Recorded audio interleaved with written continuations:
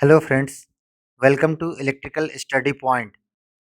दोस्तों, हमारे वीडियोस को सबसे पहले देखने के लिए हमारे चैनल को सब्सक्राइब करें। हम बात कर रहे हैं बेसिक ऑफ इलेक्ट्रिकल की। बेसिक ऑफ इलेक्ट्रिकल के पार्ट 2 में आज का हमारा टॉपिक है रेजिस्टेंस। रेजिस्टेंस को कैपिटल आर से डिनोट करते हैं। रेजिस्टेंस रेजिस्ट वर्ड से बना है। रेजिस्टेंस क्या होता है? which offered opposition to the flow of electric current is called resistance। अर्थात विद्युत के प्रवाह में जो बाधा उत्पन्न करती है वो रेजिस्टेंस कहलाती है। रेजिस्टेंस की यूनिट ओम है। Next, laws of resistance. दोस्तों, इस चित्र को देखिए। ये एक कंडक्टर है जिसका लेंथ L, एरिया A है। इसका रेजिस्टेंस होगा R equals to rho L by A। Rho is called resistivity of the material. इस फॉर्मूले में हम देख रहे हैं कि लेंथ ऑफ द कंडक्टर जो है डायरेक्टली प्रोपोर्शनल ऑफ रेजिस्टेंस है। Cross section area of the conductor जो होता है वो इनवर्सली प्रोपोर्शनल ऑफ रेजिस्टेंस होता है। रो जो कि रेजिस्टिविटी है, जो कि नेचर ऑफ द मटेरियल पे डिपेंड करती है। टेम्परेचर ऑफ द कंडक्टर, ये डायरेक्टली टेम्परेचर से रिलेटेड है। इसके विषय में हम आगे बात करेंगे। नेक्स्ट है, रेजिस्टेंस को हम ओहम मीटर या मल्टीमीटर से मापते हैं। ओहम मीटर ये एक एनालॉग मीटर है जो कि पुराने ज़माने में अधिकतम यूज होता था रेजिस्टेंस को मापने के लिए, लेकिन अब ओहम मीटर का इस्तेमाल बहुत कम किया जाता है। उसको रिप्लेस करके अभी नया मल्टीमीटर आ गया है। मल्टीमीटर जैसा कि नाम से हम देख रहे हैं, मल्टी फंक्शन, मल्टी मीन्स बहु फंक्शन मीटर। मल्टीमीटर के 3 फंक्शन होते हैं जनरली जिसको हम यूज करते हैं। करंट, वोल्टेज और रेजिस्टेंस के मापने में इसका उपयोग होता है। लॉज ऑफ स्पेसिफिक रेजिस्टेंस, जिसका दूसरा नाम रेजिस्टिविटी है। स्पेसिफिक रेजिस्टेंस और resistivity of a material may be defined as the resistance between the opposite face of a metre cube of that material. इस इमेज को, इस पिक्चर को देखिए। ये क्यूबिकल मटेरियल है, अर्थात इसमें रेजिस्टिविटी क्या होगी? इसकी जो लंबाई है 1 मीटर और इसका एरिया यदि निकालेंगे हम तो 1 मीटर इंटू 1 मीटर अर्थात 1 मीटर स्क्वायर। तो इस क्यूबिकल मटेरियल में जो दो अपोजिट फेस, जो फ्रंट फेस जो आप क्यूब का देख रहे हैं और अपोजिट फेस, इन दोनों फेसेस के बीच में जो रेजिस्टेंस होगा जब हम इस मटेरियल में वोल्टेज का अप्लाई करेंगे, उस वोल्टेज एप्लीकेशन के बाद इन दोनों के बीच में जो रेजिस्टिविटी होगी, जो रेजिस्टेंस होगा वही रेजिस्टिविटी कहलाती है। इसका यूनिट ओम मीटर होता है। इसको हम इस तरह से देख सकते हैं, R equals to rho L by A. ये हमने लॉज ऑफ रेजिस्टेंस के थ्रू पढ़ा था, तो इससे हम डिराइव करेंगे rho equals to R into A by L. A 1 metre square हमारे पास है। आर की जगह हम इसका यूनिट इकाई बैठाएंगे ओम, और लेंथ 1 मीटर। तो हमें रेजिस्टिविटी क्या मिलेगी? ओम मीटर, जो कि इसकी इकाई होती है। दोस्तों, रेजिस्टिविटी दो चीज़ों पे आधारित होती है, डिपेंड करती है। Types of material and temperature of material. Next है कंडक्टेंस। कंडक्टेंस को हम कैपिटल जी से डिनोट करते हैं। कंडक्टेंस क्या होता है?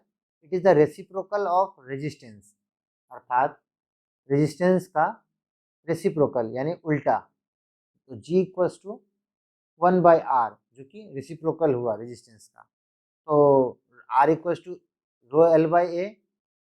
उसकी वैल्यू पुट करके करेंगे तो G इक्वल्स टू आएगा A/ρL। अब हमने देखा कंडक्टेंस क्या है, रेसिप्रोकल ऑफ रेजिस्टेंस, अर्थात रेजिस्टेंस क्या करती थी, विद्युत के प्रवाह में बाधा उत्पन्न करती है। फिर कंडक्टेंस क्या करेगा, कंडक्टेंस विद्युत के प्रवाह में सहायक की भूमिका निभाएगा। नेक्स्ट है कंडक्टिविटी। कंडक्टिविटी रेजिस्टिविटी का उल्टा होता है। रेसिप्रोकल ऑफ स्पेसिफिक रेजिस्टेंस और resistivity is called its conductivity. Conductivity को हम मोह से डिनोट करते हैं। Conductivity equals to that is mho equals to Gi/A।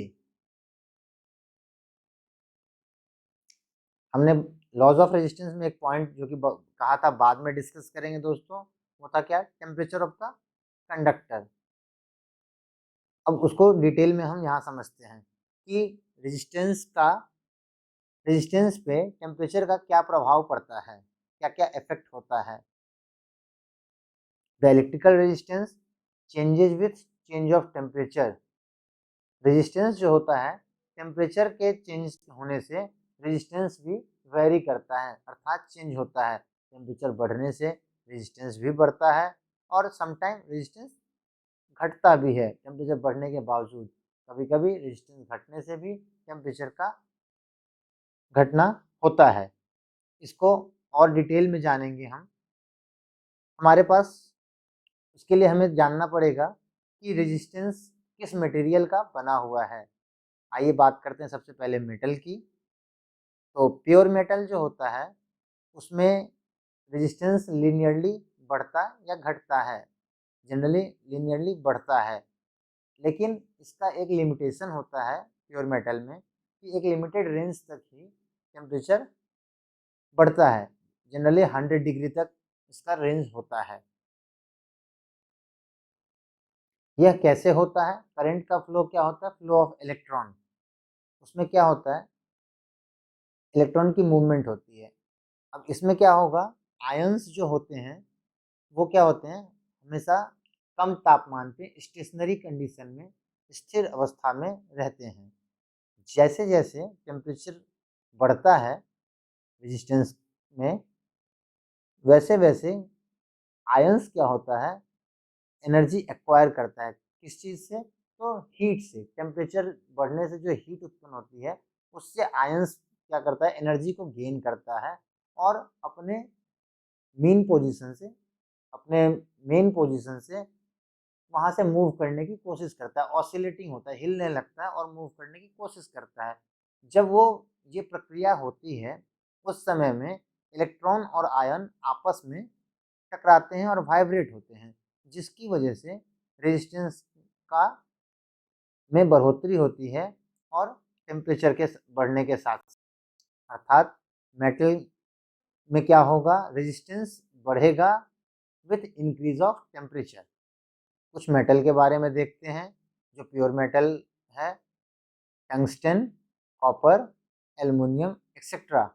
ये कुछ पदार्थ हैं जो इनमें की टेम्परेचर लीनियरली बढ़ता है एक लिमिटेड रेंज तक with increase of temperature, resistance also increases. ये कॉपर, एल्युमिनियम, इनके कंडक्टर तार हमारे पास उपलब्ध होते हैं। टंगस्टन जो कि फिलामेंट में यूज होता है तो हम जानते हैं। तो इनकी प्रॉपर्टी ये होती है जिस वजह से इनमें टेम्परेचर का बढ़ना या घटना की वजह से रेजिस्टेंस की चेंजेस होती हैं। नेक्स्ट हम बात करेंगे दोस्तों एक एग्जाम्पल के द्वारा और हम इसको डिटेल में समझेंगे। मानिए कि रेजिस्टेंस, कॉपर का रेजिस्टेंस जो है 1000 ओम है 0 डिग्री तापमान पर, स्टैंड स्टिल कंडीशन में मतलब। लेकिन then it increases linearly up to 100 degree centigrade. इसको धीरे धीरे 100 डिग्री तापमान तक हम बढ़ाते हैं टेम्परेचर को। तो क्या होगा, at a temperature of -234.5 degree centigrade the copper is almost zero. इस -234.5 डिग्री सेंटीग्रेड पे रेजिस्टेंस कॉपर का क्या होगा, जीरो हो जाएगा। कैसे, इस इमेज के द्वारा देखते हैं। ये देखिए 0 डिग्री से 100 डिग्री तक लीनियरली रेजिस्टेंस बढ़ता हुआ जा रहा है। जैसे ही 100 डिग्री आता है ये सडनली 0 पे आ जाता है और -234.5 में निगेटिव रेजिस्टेंस हो जाता है। अर्थात कॉपर मेटल में हमेशा प्योर मेटल में positive temperature of coefficient of resistance होता है। नेक्स्ट मेटल के बाद हम बात करते हैं एलॉय की। एलॉय में resistance of almost all alloy increases with increase in temperature. Alloy में टेम्परेचर बढ़ने के साथ साथ रेजिस्टेंस भी बढ़ता है, लेकिन rate of change of resistance है less than that of metal. जो रेजिस्टेंस का जो बढ़ना है टेम्परेचर के रिस्पेक्ट में, इसमें मेटल के कंपैरिजन कम होता है। In fact the resistance of certain alloy such as manganese, urica and consonant shows practically no change in resistance for a considerable range of temperature. In alloy में जो मैंगनीज, यूरेका और constant हैं, इनमें resistance का परिवर्तन नहीं होता, लेकिन एक लिमिटेड रेंज ऑफ टेम्परेचर है जिसके अंदर इनके रेजिस्टेंस में कोई बदलाव नहीं आता, जहाँ की मेटल में ये चेंजेस हो जाते हैं। इसी एलॉय की इसी विशेषता के वजह से इसका इस्तेमाल रेजिस्टेंस बॉक्स के बनाने में होता है। अब बात करते हैं सेमीकंडक्टर, इंसुलेटर एंड इलेक्ट्रोलाइट की। सेमीकंडक्टर, इंसुलेटर एंड इलेक्ट्रोलाइट में क्या होता है दोस्तों, ये टेम्परेचर के बढ़ने के साथ साथ इनका रेजिस्टेंस घटता है और 0 डिग्री तापमान पर सेमीकंडक्टर जो है वो प्योर इंसुलेटर के रूप में काम करने लगता है। जैसे जैसे सेमीकंडक्टर मटेरियल में टेम्परेचर की बढ़ोतरी होती है, इलेक्ट्रॉन क्या होता है, एनर्जी गेन करने लगता है और कंडक्शन के लिए जो प्रॉपर्टी होती है कंडक्शन प्रॉपर्टी, उसके लिए फ्री हो जाता है। वो उस तरह से कंडक्शन प्रॉपर्टी के हिसाब से काम करने लगता है। इसीलिए कंडक्टिविटी सेमीकंडक्टर का केस में कंडक्टिविटी बढ़ती है रेजिस्टेंस के घटने के साथ साथ और टेम्परेचर बढ़ता है। इसीलिए सेमीकंडक्टर में क्या होता है, नेगेटिव टेम्परेचर कोफिशिएंट और रेजिस्टिविटी होती है। अर्थात इन टेम्परेचर के बढ़ने के साथ साथ रेजिस्टेंस घटता है। इसमें सेमीकंडक्टर, इंसुलेटर एंड इलेक्ट्रोलाइट में। नेक्स्ट हम बात करेंगे दोस्तों क्लासिफिकेशन ऑफ रेजिस्टेंस की और उसके सिंबल के बारे में। रेजिस्टेंस के ऐसे तो बहुत सारे प्रकार होते हैं, लेकिन हम दो बेसिस पे बात कर रहे हैं। उसमें रेजिस्टेंस लीनियर और नॉन लीनियर दो प्रकार के होते हैं। लीनियर रेजिस्टर में भी दो प्रकार होता है, fix type and variable type. Fix type क्या होता है, carbon composition, thin film, thick film and wire bound. Variable type के टाइप क्या क्या होते हैं, wire bound register, potentiometer, trimmers. Non linear register क्या होता है, thermistor, LDR, photo register and varistor. Varistor का दूसरा नाम वेरिएक भी होता है। वेरिएक अर्थात हमने ऑटो ट्रांसफार्मर का नाम सुना होगा, जिससे वोल्टेज रेगुलेशन का जो काम करता है दोस्तों, वो वेरिएक का एक बहुत ही अच्छा उदाहरण है। ये कुछ रजिस्टर के सिंबल हैं, कुछ पुराने सिंबल हैं, कुछ जो मॉडिफाइड न्यू सिंबल्स हैं। Fix value, variable resistor potentiometer and variable resistor preset. ये कुछ सिंबल हैं जो कि हम इलेक्ट्रिकल सर्किट के दौरान इसका इस्तेमाल करते हैं। कई ऑब्जेक्टिव क्वेश्चन में इस तरह के भी सवाल आ सकते हैं कि ये जो सिंबल है ये इसका नाम बताइए। नेक्स्ट बात करेंगे दोस्तों हम लीनियर सर्किट के बारे में। हमने दो तरह का रेजिस्टेंस देखा, linear circuit, non linear circuit. Linear circuit क्या होता है, लीनियर सर्किट वह सर्किट होता है जिसमें कि resistance, inductance, capacitance, waveform, frequency etcetera, ये सारे चीज़ें जो होती हैं कांस्टेंट होती हैं। कैसे कांस्टेंट, इनके जो पैरामीटर्स होते हैं रेजिस्टेंस, इंडक्टेंस, कैपेसिटेंस के, ये करंट और वोल्टेज के रिस्पेक्ट में चेंज नहीं होते हैं। ऐसे सर्किट के उदाहरण हैं resistive circuit, inductive circuit, capacitive circuit. Resistive circuit अर्थात जो रेजिस्टेंस प्रेजेंट हो, इंडक्टिव जिसमें इंडक्टेंस या इंडक्टर का इस्तेमाल किया गया हो, कैपेसिटिव सर्किट जहां कैपेसिटर का इस्तेमाल किया गया हो। अब बात करते हैं नॉन लीनियर सर्किट की। Non linear circuit just opposite of linear circuit. कैसे देखते हैं। इसमें रेजिस्टेंस, इंडक्टेंस, कैपेसिटेंस क्या होता है, कांस्टेंट नहीं होता है।